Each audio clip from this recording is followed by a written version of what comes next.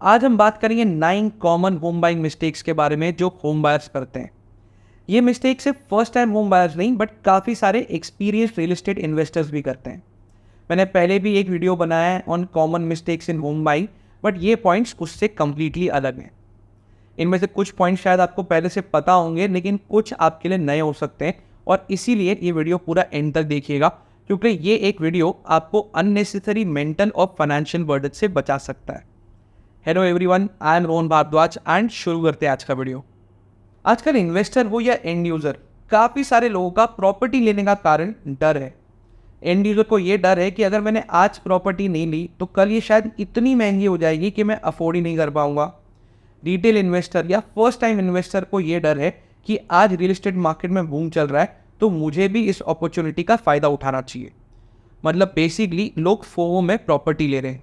FOMO मतलब fear of missing out. और ये फियर सिर्फ प्रॉपर्टी लेने तक सीमित नहीं है, लोगों इस बात का भी डर है कि कहीं पे ये ऑफर ख़त्म ना हो जाए, कहीं यूनिट ना हाथ से निकल जाए, और इसीलिए लोग रातों रात बुकिंग डाल रहे हैं बिना कोई ढंग से रिसर्च किए, बिना ढंग से अपनी बजटिंग फाइनल किए, बस जल्दबाजी में प्रॉपर्टी खरीद रहे हैं। रिसेंट टाइम्स में मुझे काफ़ी सारे लोगों के फ़ोन आए जिन्होंने पहले बुकिंग डाल दी है और उसके बाद वो इवैल्यूएट कर रहे हैं कि क्या ये प्रॉपर्टी सही है, क्या मैं इतने फंड्स अरेंज कर पाऊंगा। और जब तक वो फाइनल करते हैं, अपनी रिसर्च करते हैं, तब तक उनको रियलाइज़ होता है कि बहुत देर हो चुकी है। अब अगर वो कैंसिल करना चाहते हैं तो या तो टोकन फोरफिट हो जाएगा, और अगर टोकन रिफंड भी होगा तो उसमें बहुत लंबा समय लग जाएगा और तब तक उनका पैसा फंसा रहेगा। तो मेरा एक सिंपल सी रिक्वेस्ट है, प्रॉपर्टी लेने के पहले अपनी बजटिंग फाइनल कर लो, प्रोजेक्ट के ऊपर, बिल्डर के ऊपर ढंग से रिसर्च कर लो और उसके बाद में एक फाइनल डिसीजन लो। जल्दबाजी में या फियर ऑफ मिसिंग आउट की वजह से प्रॉपर्टी मत खरीदो। दूसरी गलती जो लोग करते हैं वो ये है कि वो अपने मन में अपने स्टेटस की और अपने ड्रीम होम की एक इमेज बना लेते हैं और अड़ जाते हैं कि अगर मेरा अपना घर होगा तो वो ऐसा ही होगा, नहीं तो मैं कभी घर खरीदूंगा ही नहीं। वो डिसाइड कर लेते हैं कि घर कितना बड़ा होना चाहिए, कितनी एमिनिटीज़ होनी चाहिए, प्रोजेक्ट का लुक एंड फील कितना प्रीमियम होना चाहिए।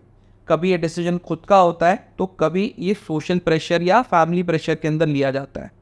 अब इस डिसीजन के दो प्रॉब्लम है। पहला कि ये ड्रीम होम आपके बजट के बाहर है और इसीलिए आप ना ये ड्रीम होम खरीद पा रहे हो और इस चक्कर में बाकी सारी अपॉर्चुनिटीज़ को भी मिस आउट कर रहे हो। और दूसरा, आप इस घर खरीदने के लिए अननेसेसरी बहुत बड़ा फाइनेंशियल बर्डन ले लोगे, जिसकी वजह से अगले कुछ सालों तक परेशान रहोगे। देखिए, फ्यूचर में क्या होगा ये किसी को नहीं पता। अगर ड्रीम होम बनना है तो बन ही जाएगा, बट अगर आज बिना प्रेशर लिए अगर कोई चीज़ खरीद सकते हो तो वो ले लो। लॉन्ग टर्म में this will prove to be a good decision. तीसरी गलती जो लोग करते हैं वो ये है कि वो शॉर्ट टर्म प्रॉफिट सोच के रियल एस्टेट में इन्वेस्ट करते हैं। उनको लगता है आज हम एक अंडर कंस्ट्रक्शन प्रॉपर्टी खरीदेंगे, 3-4 साल बाद उसे बेच देंगे और अच्छा प्रॉफिट कमा लेंगे। देखिए, आइडियली रियल एस्टेट में आपको हमेशा लॉन्ग टर्म सोच के ही इन्वेस्ट करना चाहिए, और फिर अगर शॉर्ट टर्म में प्रॉफिट हो जाए तो वो अलग बात है। लेकिन ये सोच के इन्वेस्ट करना कि मैं 3-4 साल बाद अपनी प्रॉपर्टी बेच दूंगा, इसके प्रॉफिट से मैं अपना ड्रीम होम खरीदूंगा, या फिर मैं ऐसे ही प्रॉपर्टी ट्रेडिंग करके करोड़पति बन जाऊंगा, तो ये बहुत ही रिस्की अप्रोच है। ये करने के लिए आपको रियल एस्टेट मार्केट की बहुत ही सॉलिड नॉलेज चाहिए, क्योंकि एक गलत डिसीजन आपका करोड़ों रुपया फंस सकता है। तो आइडियली शॉर्ट टर्म सोच के रियल एस्टेट में इन्वेस्ट मत करो। कितने सारे डेवलपर्स हैं जिनका ट्रैक रिकॉर्ड अच्छा नहीं है, उनके प्रमोटर्स का बैकग्राउंड क्लीन नहीं है। अगर मार्केट में स्लो डाउन आया और इनके प्रोजेक्ट की सेल्स कम हो गई तो हाई पॉसिबिलिटी है कि इनका प्रोजेक्ट फंस सकता है। लेकिन इसके बावजूद बहुत सारे लोग डेवलपर्स के बारे में रिसर्च ढंग से नहीं करते। कुछ लोगों को डेवलपर्स की हिस्ट्री पता होने के बावजूद भी वो इन्वेस्ट करते हैं। वो बोलते हैं कि इतनी सारी मार्केटिंग कर रहा है, इतनी ऐड दे रहा है, तो ये डेवलपर बड़ा ही होगा। इतने सारे ब्रोकर्स का प्रोजेक्ट प्रमोट कर रहे हैं, साइट पे इतनी भीड़ लगी हुई है, सभी लोग प्रोजेक्ट खरीद रहे हैं, तो ये डेवलपर थोड़ी किसी हाथ फ्रॉड करेगा। रेरा रजिस्टर्ड प्रोजेक्ट है, कभी फ्लॉप हो ही नहीं सकता, और अगर कुछ प्रॉब्लम आई भी तो भी रेरा ये प्रोजेक्ट कंप्लीट करवा देगा। तो ऐसा ज़रूरी नहीं है। कितने सारे प्रोजेक्ट्स हैं जो रेरा आने के बाद भी फंसे हुए हैं और कंप्लीट नहीं हो पा रहे हैं। डेवलपर्स ने फेक डॉक्यूमेंट्स दे के रेरा सर्टिफिकेट ले लिए है। रेरा है इसलिए प्रोजेक्ट कभी ना कभी तो कंप्लीट हो जाएगा, लेकिन कब कंप्लीट होगा इसकी कोई गारंटी नहीं है। मैंने ऐसे काफ़ी सारे रियल एस्टेट फ्रॉड्स और स्कैम पे वीडियोस बनाए हैं और इसकी पूरी प्लेलिस्ट मैंने नीचे डिस्क्रिप्शन में शेयर की है। इसको एक बार ज़रूर चेक कीजिएगा। बट इन अ नटशेल, कभी भी इन्वेस्ट करने से पहले डेवलपर के क्रेडेंशियल्स अच्छे से चेक कर लो। नेक्स्ट है कि पेमेंट प्लान को लेके लोग दो गलतियाँ करते हैं। 2080, 3070 जैसे डेफर्ड पेमेंट प्लान्स को देख के लोग बहुत ही एक्साइट हो जाते हैं कि ये बहुत ही सही है, हमको इनिशियली बहुत ज़्यादा पेमेंट करने की ज़रूरत नहीं है। लेकिन वो ये नहीं रियलाइज़ करते कि बिल्डर पूरा इंटरेस्ट कॉस्ट आपके पर स्क्वायर फीट प्राइस के अंदर ऐड कर रहा है। अगर आप CLV प्लान सिलेक्ट करते हो तो एज़ कम्पेयर टू 2080 प्लान वो आपको कम से कम 8 से 10% सस्ता मिलेगा। लेकिन लोग ये ऑप्शन एक्सप्लोर ही नहीं करते। दूसरी गलती जो लोग करते हैं वो ये है कि वो अपना पेमेंट शेड्यूल, मतलब पेमेंट कब कब जानी है, ये ढंग से समझते ही नहीं है। देखिए, कॉस्ट शीट पे कुछ ऐसा लिखा होगा कि 10% payment on 10th slab, 20% payment on 15th slab, या फिर 10% payment at the time of OC। लेकिन ये एग्जैक्ट पेमेंट कब जाएगी, 6 महीने में जाएगी, 1 साल में जाएगी, ये चेक करना और क्रॉस वेरीफाई करना ये आपकी रिस्पॉन्सिबिलिटी है। डेवलपर से ये आपको पूछना पड़ेगा कि इसकी टाइमलाइन क्या होगी, क्योंकि बहुत सारे लोग घर खरीदने की एक्साइटमेंट में ये पूरा शेड्यूल ढंग से समझते नहीं है और फिर जब पेमेंट की डिमांड आती है तो वो एकदम से पैनिक कर जाते हैं। So please understand your payment plan and your cost sheet. आजकल बहुत सारे फर्स्ट टाइम होम बायर्स को एकदम नया चमचमाता हुआ घर चाहिए और इसीलिए वो थोड़ी पुरानी प्रॉपर्टीज़ को इग्नोर कर देते हैं। यहाँ पे मैंने थोड़ी पुरानी बोला है, मतलब जो एक 8-10 साल पुरानी बिल्डिंग है।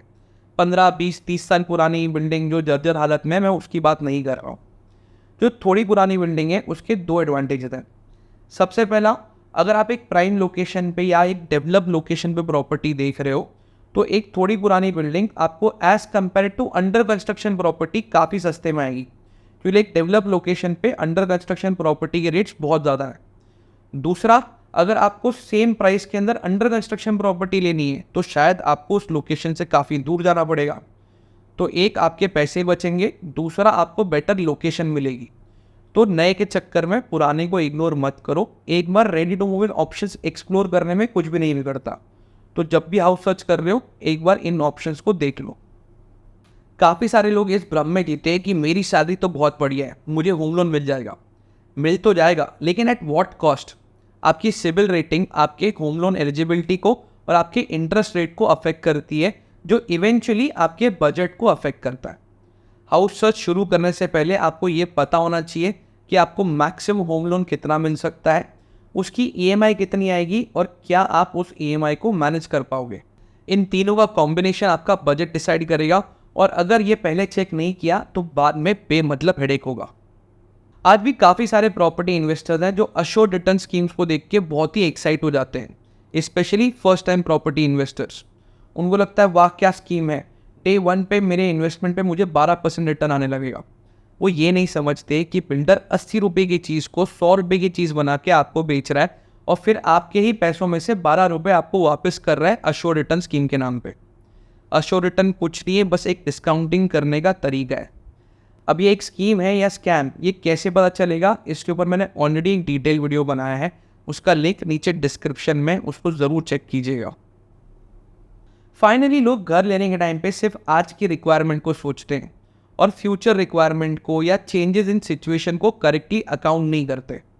मतलब आपके पेरेंट्स कब रिटायर होने वाले हैं, उनकी सैलरी आना कब बंद हो जाएगी, आप फैमिली प्लानिंग कब करने वाले हो, जब आपके बच्चे होंगे तो उनको मैनेज करने के लिए क्या आपके पेरेंट्स आपके साथ आके रहेंगे या आपके इन-लॉज आपके साथ आके रहेंगे, लाइफ अपग्रेड करने के लिए और क्या बड़े खर्चे करने होंगे, अगले 4 साल बाद या 5 साल बाद आपकी लाइफस्टाइल क्या होगी।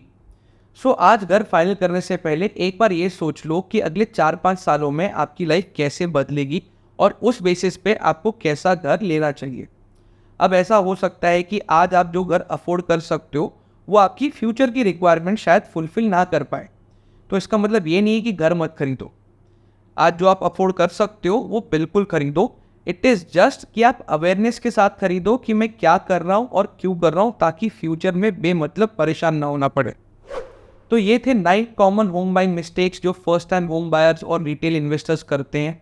आई होप ये वीडियो आपको एक बेटर इन्वेस्टमेंट डिसीजन लेने में हेल्प करेगा।